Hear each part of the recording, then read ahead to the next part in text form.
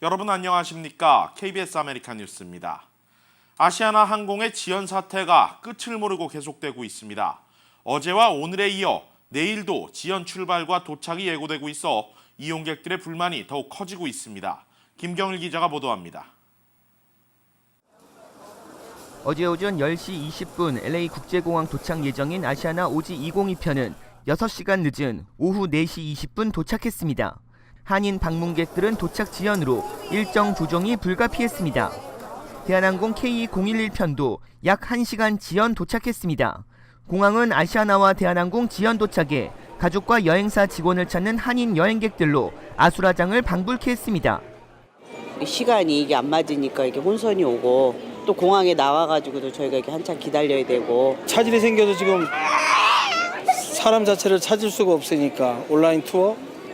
그러면 그냥 캔슬된 거죠. 그 오후 스케줄이 캔슬이 되는 거죠.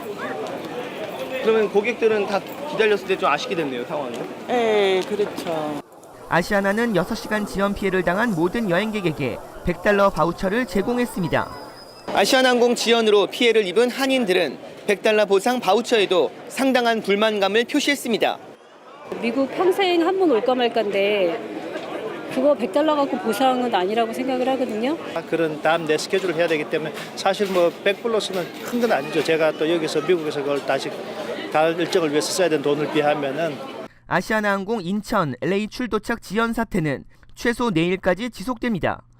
오늘 오전 10시 20분 LA 도착의 경우 오후 8시 37분 도착으로 10시간 14분 지연됐습니다. 수요일인 내일도 오전 10시 20분 도착이 1시 30분으로 일정 변경됐습니다. 도착이 늦자 LA에서 인천으로 출발하는 항공편도 차질이 계속되고 있습니다. 오늘 LA에서 출발해 인천에 도착하는 아시아나 오지 201편은 오후 12시 40분 출발이 밤 10시 40분으로 무려 10시간 늦게 출발합니다. 내일도 3시 30분으로 출발이 지연됐습니다. 아시아나 항공기 정비로 인한 연결편 문제 때문에 한인들의 피해는 가중되고 있습니다. 타 국적 항공기를 이용하겠다는 한인들의 목소리도 높아지면서 국적 항공기에 대한 신뢰도와 이미지는 이미 바닥에 떨어졌습니다. KBS 뉴스 김경일입니다.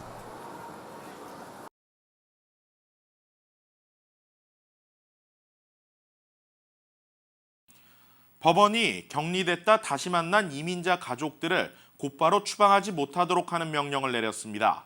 미입국자들의 망명을 고려할 수 있도록 시간을 달라는 요청을 법원이 받아들인 것입니다. 이우수 기자가 보도합니다.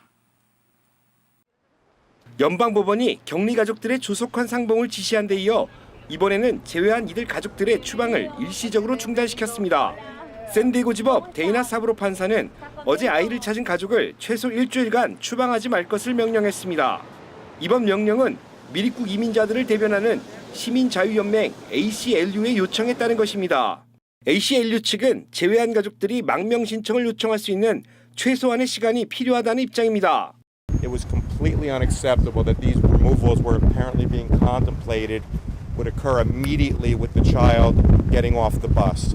And so the judge issued this stay. We are extremely pleased. 사브로 판사는 격리된 가족들이 다시 만난 이후에 추방 절차를 밟는 것은 합당하지만 시민자유연맹의 의견을 받아들여 한시적으로만 추방을 중단한다고 밝혔습니다. 또한 법무부에게 이를 반박할 수 있는 자료를 일주일 안에 제출하라는 명령도 함께 내렸습니다. 현재 연방정부는 2,500명에 달하는 격리 아동들을 가족과 재회시키는 작업을 진행 중입니다. 법원이 정해놓은 시한인 7월 26일까지 매일 200명의 아동들을 부모에 돌려보낸다는 계획인데 여러 절차상의 걸림돌이 많아 실현 가능성은 높지 않습니다. We are extremely troubled by the fact that of the 2,551 kids who were on the list we received, they do not even know who the parent is for 70 or 71 of those children. So obviously that reunification can't occur immediately, but it's beyond imagination that they've taken these children away and haven't kept track of who their parents are. 연방 법무부가 법원에 제출한 보고서에 따르면 현재까지 격리된 전체 미입국 아동 중 절반만 부모와 제외했습니다. KBS 뉴스 이웃입니다. 트럼프 대통령이 정상회담에서 푸틴 러시아 대통령을 감싸는 발언을 한 이후 엄청난 후폭풍이 일고 있습니다. 트럼프 대통령은 자신의 지지층까지 비판에 나서자 급히 해명에 나섰는데 그 이유가 궁색하다는 지적도 일고 있습니다. 김주원 기자가 보도합니다. 어제 미국과 러시아 두 정상의 공동 기자회견에 나온 트럼프 대통령. 자신과 선거 캠프, 러시아 사이에 공모가 없었다며 푸틴 감싸기에 나섰습니다. I have President Putin. He just said it's not Russia. I will say this. I don't see any reason why it would be. 즉각 미 정치권이 발칵 뒤집어졌습니다. 민주당은 물론 공화당 지도부까지 우려 성명을 발표했습니다. 트럼프가 가짜 언론이라고 비난하던 CNN은 물론 팍스 등 보수 언론들까지 비판 행렬에 동참했습니다. 상황이 불리하게 흘러가면서 트럼프 대통령은 하루 만에 말을 바꿨습니다. 문장에서 사용한 우드 대신 당초 부정적 의미의 우든트로 표현하려던 것이 잘못됐다며 정정했습니다. 다시 말해 러시아가 대선에 개입하지 않았다고 생각할 이유가 없다라는 당초 의도가 러시아가 대선에 개입하지 않았다고 생각한다라는 의미로 변질됐다는 것입니다. 그러면서 친절하게 문법까지 설명했습니다. I said the word would instead of wouldn't. And the sentence should have been, and I thought it would be maybe a little bit unclear on the transcript or unclear on the actual video. The sentence should have been, I don't see any reason why it wouldn't be Russia. Sort of a double negative. 트럼프 대통령은 또 러시아의 행동이 선거 결과에는 전혀 영향을 미치지 않았지만 러시아가 선거에 개입했다고 밝힌 정보 당국의 결론은 받아들인다고 분명히 말씀드린다고 해명했습니다. 하지만 일각에서는 궁색한 변명이라며 비난의 수위를 높이고 있습니다. 언론들은 트럼프 대통령이 당시 푸틴 대통령과의 회담에서 강하게 나갈 것을 건의한 참모들을 무시하고 정반대로 행동했다고 보도하고 있습니다.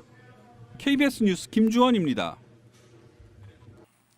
텍사스 휴스턴에서 나흘 사이에 3명을 살해한 총격 용의자가 경찰에 붙잡혔습니다.